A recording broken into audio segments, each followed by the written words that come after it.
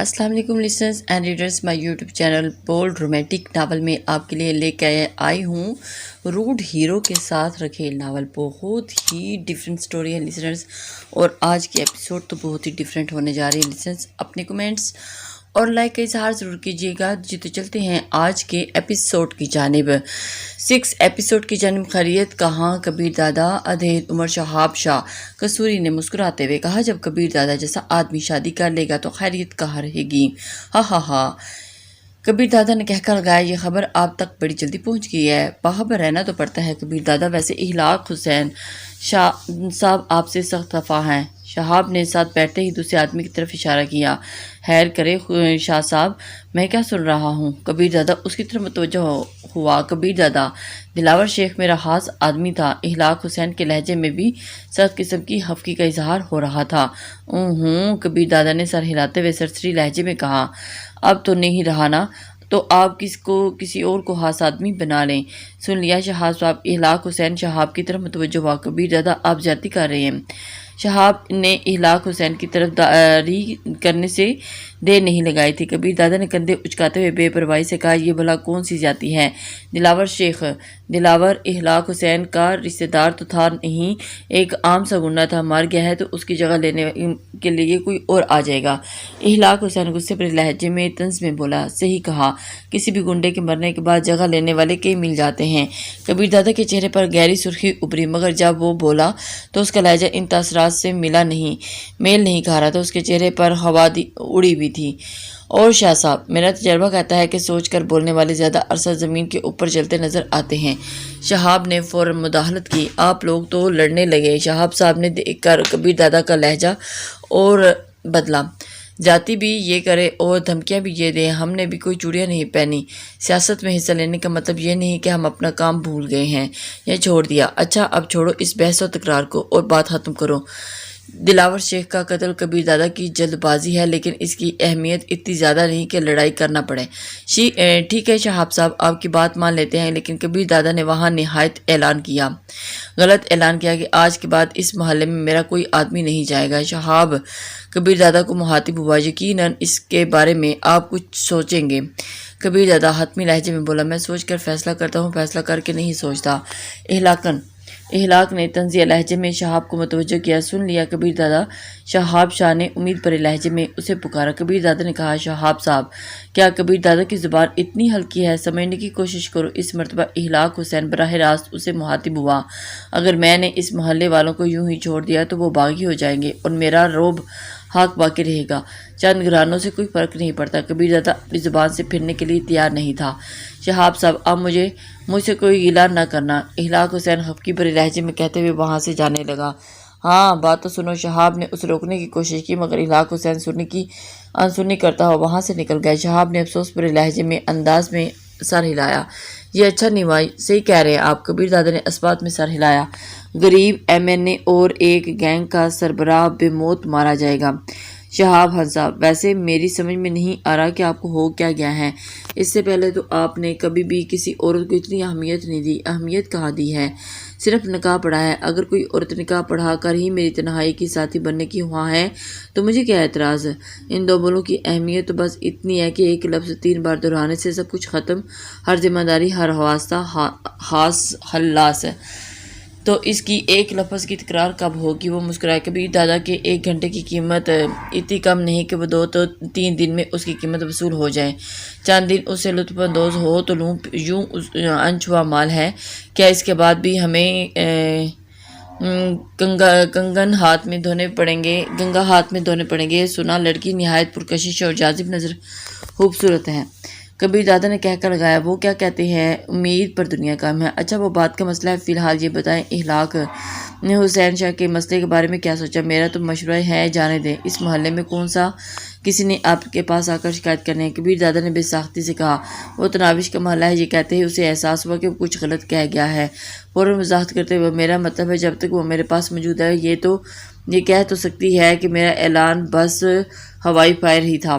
یہ تناوش کون ہے؟ شہاب معنی لہجے میں مسکرایا۔ کبیر دادا جان چھڑانے والے انداز میں بولا، میری بیوی سمجھ لو۔ ویسے بیوی اور کھیل میں فرق کیا ہوتا ہے؟ شہاب نے اسے چھیڑنا جاری رکھا۔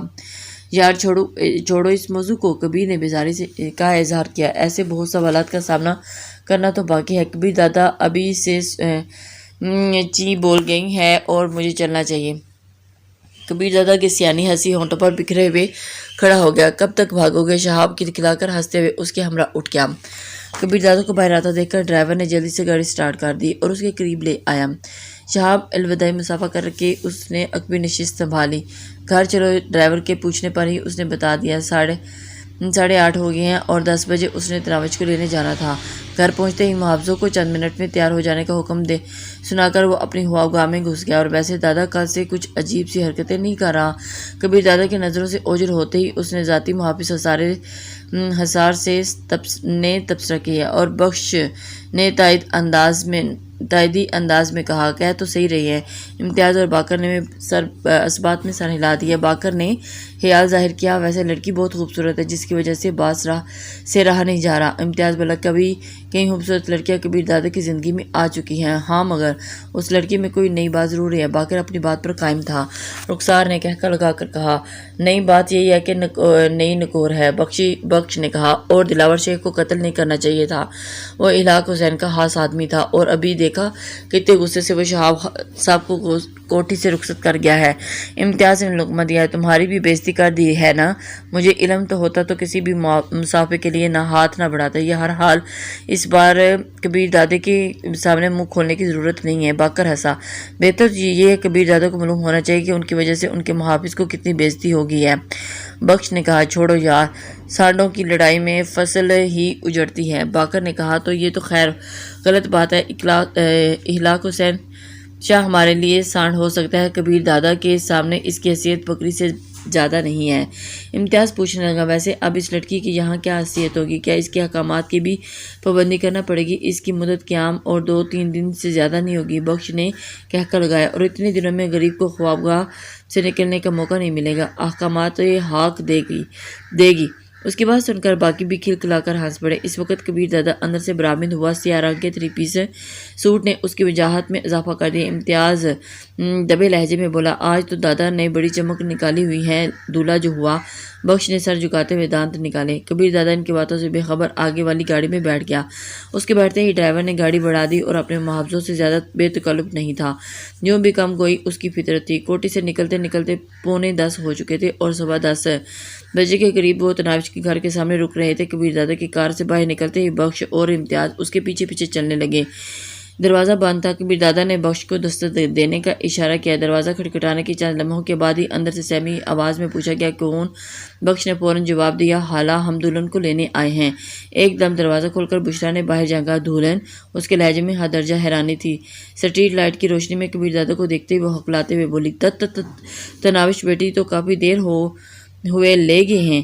کون؟ بخش کے کچھ کہنے سے پہلے ہی کبیر دادا نے بے صبری سے پوچھا، آپ ہی کے آدمی تھے بیٹا؟ بشریٰ الجھی ہوئی نظر آنے لگی تھی۔ لمحہ برا اسے کھوجتی ہوئی نظروں سے دیکھنے کے بعد کبیر دادا سمجھنے والے انداز میں سر ہلاتا ہوا بولا، ہوں سمجھ گیا، میں کسی کام سے گیا تھا، شاید میرے آدمی لے گئے ہوں۔ بشریٰ نے سکون بھرا سانس لیا، میں تو ڈر ہی گئی تھی بیٹا، پریشان ہونے کی ضرورت نہیں، کچھ نہیں ہوگا۔ وہ بشریٰ کو تسلی دیتا ہوا بولا، آپ آرام کریں، ہم چلتے ہیں۔ یہ کہہ کر وہ تیز قدموں سے چلتا ہوا اپنی کار کے قریب پہنچا اور اس کے چہرے پر چھایا غیظ و غضب دیکھ کر بخش پارٹی کے دل دھڑکنے لگے تھے، اور پہلی مرتبہ انہیں کبیر دادا کے چہرے پر اتنا غصہ نظر آیا۔ وہ بڑے بڑے مسائل اور نقصانات کو ذرا بر اہمیت نہیں دیا کرتا تھا، آج کسی اور ہی جون میں نظر آ رہا تھا۔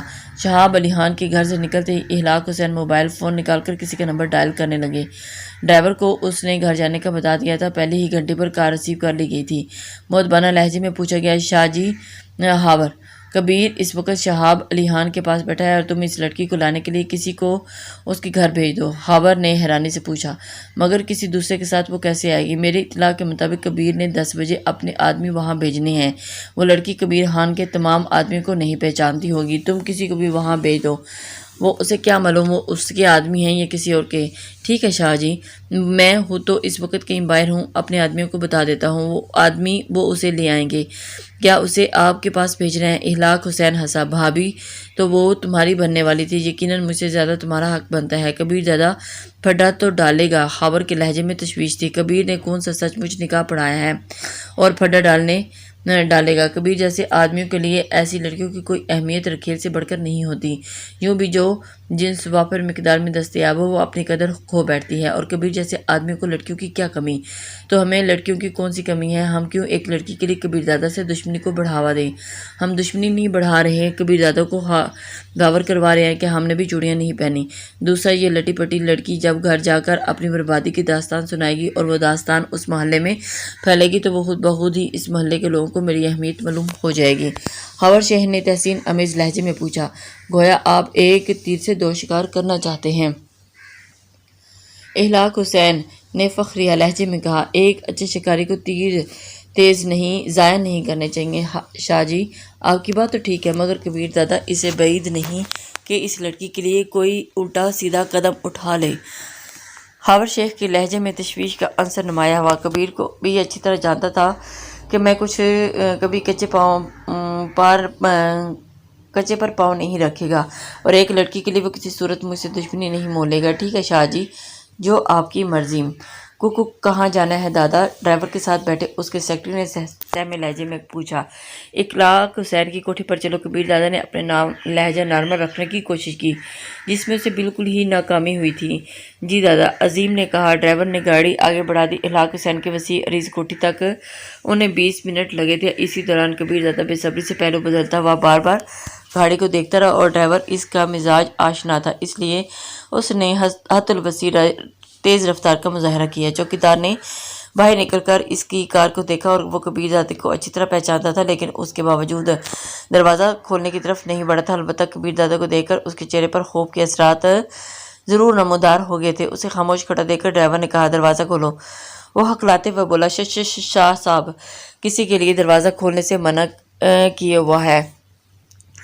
میں کوئی نہیں ہوں۔ ڈرائیور سے پہلے کبیر دادا نے دبنگ لہجے میں کہا، اور اس کا عام لہجہ بھی مخالف کا پتہ پانی کا دیتا تھا، اور اس کے غصے کا اظہار کرنے پر چوکیدار تھر تھر کانپنے لگا۔ دروازہ کھولا تو نوکری چلی جائے گی، اور نوکری بچانا ہے یا یار زندگی؟ کبیر دادا کی بات ایسی نہیں تھی کہ چوکیدار مزید بحث کر سکتا۔ وہ جانتا تھا کہ کبیر دادا جو کہتا ہے وہ کرتا بھی ہے، اور یقیناً نوکری زندگی سے اہم نہیں۔ مرے مرے قدموں سے چلتا ہوا دروازے کے قریب پہنچا اور دروازہ کھول دیا۔ دروازہ کھلتے ہی ڈرائیور کار اندر لے گیا۔ سیمنٹ کی پختہ راستے کے افتتاح پر جو ہی ڈرائیور نے کار روکی، کبیر دادا باہر نکلا اور اندرونی عمارت کی طرف بڑھ گیا، اور اسی وقت اس کے چاروں محاسب بھی گاڑی کے باہر نکل کر اس کے پیچھے ہو لیے۔ کبیر دادا کی رفتار دیکھتے ہی انہیں بھاگنا پڑ گیا تھا۔ ڈائننگ روم میں گھستے ہی انہیں اخلاق حسین کے خوابگاہ کے سامنے وہ دو محافظ کھڑے نظر آئے۔ کبیر دادا کو دیکھتے ہی وہ چونکے اگلے لمحے انہوں نے جیبوں سے خوفناک شکل والے پستل نکال کر ہاتھوں میں پکڑ لیے تھے، اور ان کے پستولوں کی پرواہ کیے بغیر کبیر دادا ان کی طرف بڑھتا گیا۔ کبیر دادا خالی ہاتھ تھا اور دونوں مسلح، مگر اس کے باوجود ان کے چہرے پر چھایا خوف نمایاں نظر آ رہا تھا۔ کبیر دادا، شاہ صاحب آرام کر رہے ہیں، اور ایک محافظ اسے روکنے کی دھمکی دینے کے بجائے وضاحت پیش کرنے لگا تھا، لیکن اس کی بات مکمل ہونے سے پہلے کبیر دادا کا ہاتھ گھما کن پٹی پر لگنے والے ہتھوڑے نما مکے سے وہ اچھل کر خوابگاہ کے دروازے ٹکرایا اور ہاتھ پاؤں ڈھیلے چھوڑ دیے۔ تم بھی آرام کرو، اطمینان بھرے انداز میں کہتے ہوئے اس نے دوسرے محافظ کی طرف دیکھا اور فوراً ہاتھ سر سے بلند کرتے ہوئے پیچھے ہٹ گیا۔ دروازہ کھلنے پر دستک دینے کے بجائے کبیر دادا نے زوردار لات رسید کی، اور دروازہ کافی مضبوط تھا اور اس لیے صرف کھڑکھڑا کر ہی رہ گیا، اور کبیر دادا ایک کی طرف ہوتے ہوئے اپنے محافظوں کو اشارہ کیا۔ امتیاز اور بخش دوڑتے ہوئے دروازے کے قریب پہنچے اور اپنے کندھوں کی ضرب سے دروازہ کا لاک توڑا۔ کبیر دادا فوراً اندر گھسا۔ اخلاق حسین صفحے پر بیٹھا سامنے پڑی شیشے کی میز پر آدھ بھری بوتل دھری تھی اور نفیس گلاس ہاتھ میں تھمے وہ سنہری سیال کی ہلکی ہلکی چسکیاں لے رہا تھا۔ دروازہ کھلنے اس کے مطلب پرواہ نہیں کی تھی۔ لڑکی کہاں ہے؟ کبیر دادا کسی تمہید بغیر براہ راست مقصد کی گفتگو پر آ گیا تھا۔